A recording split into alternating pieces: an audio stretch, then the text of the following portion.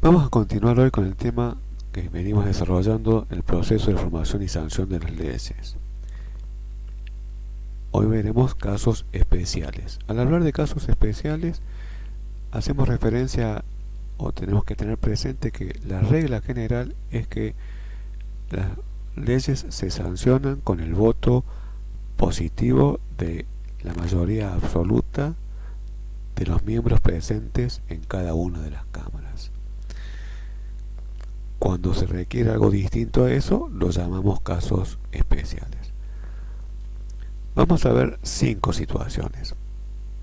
En primer lugar, la reforma de la Constitución Nacional.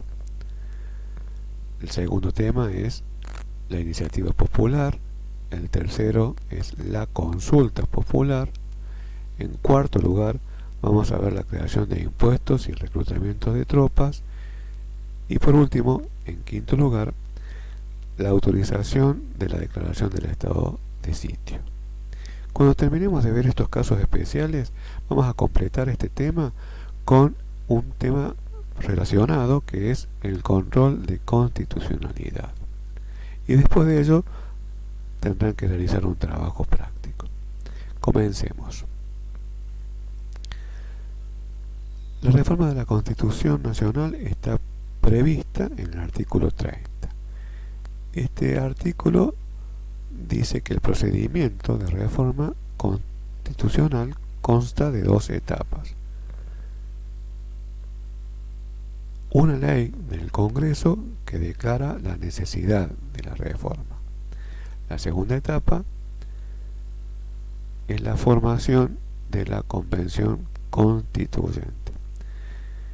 Sin la ley no se puede convocar a la Convención, pero la reforma no le hace el Congreso a través de una ley, sino que la reforma la realiza una Convención Constituyente. Por eso se dice que nuestra Constitución es rígida. ¿Qué tiene de especial esta situación? Esta ley declarando la necesidad de la reforma. La ley declarando la necesidad de la reforma debe ser aprobada con los 2/3 de ambas cámaras, es decir, se requiere una mayoría grabada, una mayoría especial. Avancemos. La iniciativa popular está contemplada en el artículo 39.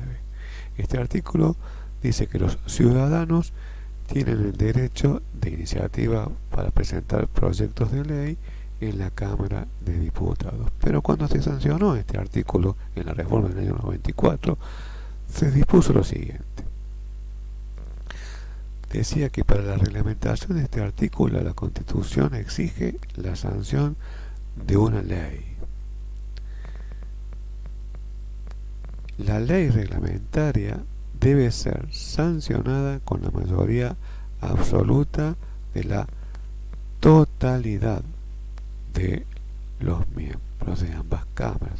Y esto no es un dato menor, porque estamos hablando de un consenso. Si fuera la mayoría absoluta de los miembros presentes con el quórum, serían suficientes 67 votos en la Cámara de Diputados y 21 votos en la Cámara de Senadores. Pero como se requiere la mayoría absoluta de la totalidad, entonces son necesarios 131 votos en la Cámara de Diputados y 37 votos en la Cámara de Senadores. Allí radica la diferencia. Sigamos. La consulta popular está establecida en el artículo 40 y dice que el Congreso, a iniciativa de la Cámara de Diputados, podrá someter a consulta popular un proyecto de ley. Existen 2 tipos de consulta, ambos están en el artículo 40. El referéndum o consulta popular vinculante, competencia exclusiva de la Cámara de Diputados, y el plebiscito o consulta popular no vinculante, competencia del Congreso o del Poder Ejecutivo Nacional. En ambos casos, La ley que fija el contenido de la consulta debe ser sancionada con la mayoría absoluta de la totalidad de los miembros de ambas cámaras. Lo mismo que en la que veíamos en el caso anterior, es decir, amplía la cantidad de votos necesarios. Pero aquí, si vemos bien, hay dos situaciones especiales. Una, que para cualquier tipo de consulta se requiere el voto de la totalidad de los miembros. Y el otro es que si se trata de un referéndum o consulta popular vinculante, la iniciativa de ese proyecto debe surgir exclusivamente de la Cámara de Diputados y no puede haber un proyecto de referéndum por pedido del Poder Ejecutivo o de los senadores. Avancemos. La creación de impuestos y reclutamiento de tropas. Artículo 52. La iniciativa de ley para la creación de un impuesto o para el reclutamiento de tropas corresponde de forma exclusiva a la Cámara de Diputados. Esto porque, como hemos visto en la dinámica parlamentaria, ser Cámara de origen tiene algunas ventajas. Veamos por último la autorización de la declaración del estado de sitio. Está en el artículo 61 y establece que la iniciativa de la ley que autoriza al Poder Ejecutivo Nacional a declarar el estado de sitio corresponde de forma exclusiva a la Cámara de Senadores. Es el caso inverso a la situación anterior. La iniciativa para la ley que apruebe la declaración del estado de sitio debe tenerla el Senado.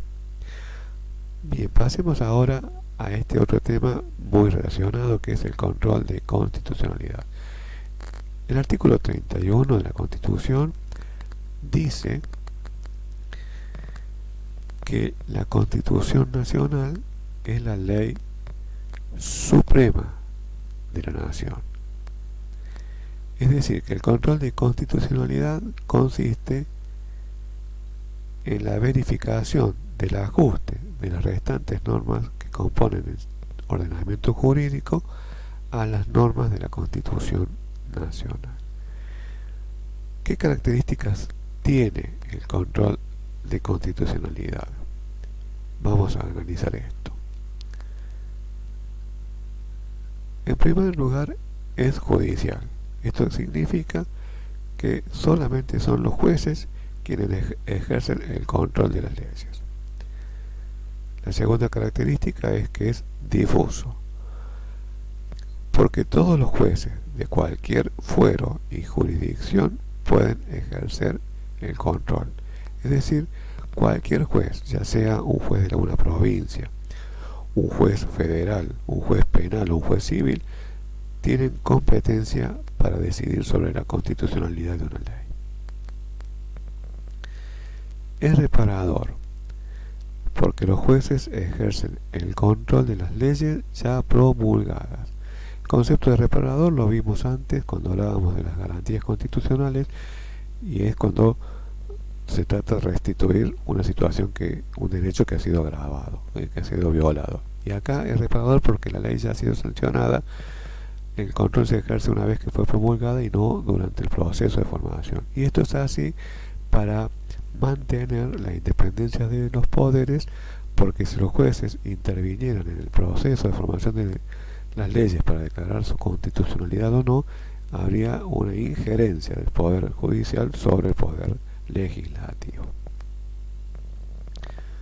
En cuarto lugar, es parcial, porque existen algunos actos llamados cuestiones políticas no justiciables que los jueces no pueden controlar. Es decir, no todo es materia de control de constitucionalidad. Hay decisiones políticas que en las cuales los jueces no pueden intervenir.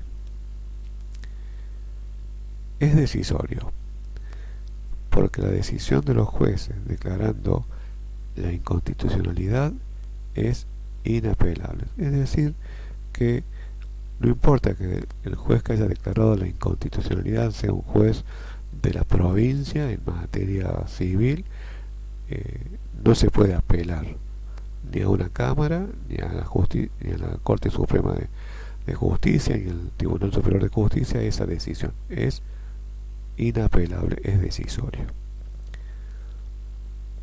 Es causal,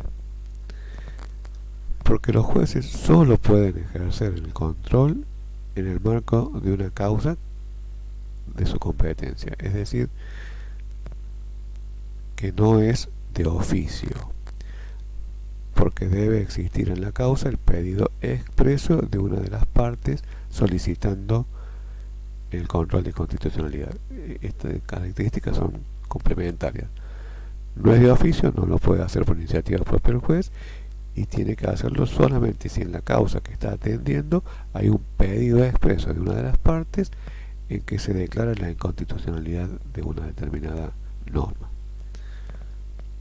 Es legítimo, porque el pedido lo debe formular una parte legítimamente interesada.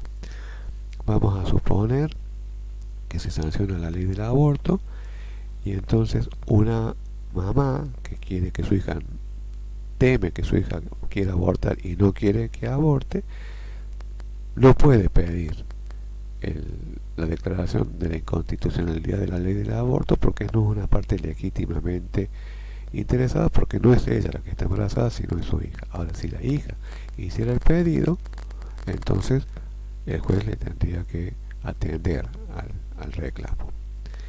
Y por último, es relativo, porque cuando el juez declara la inconstitucionalidad de una ley, se limita a no aplicarla en el caso concreto.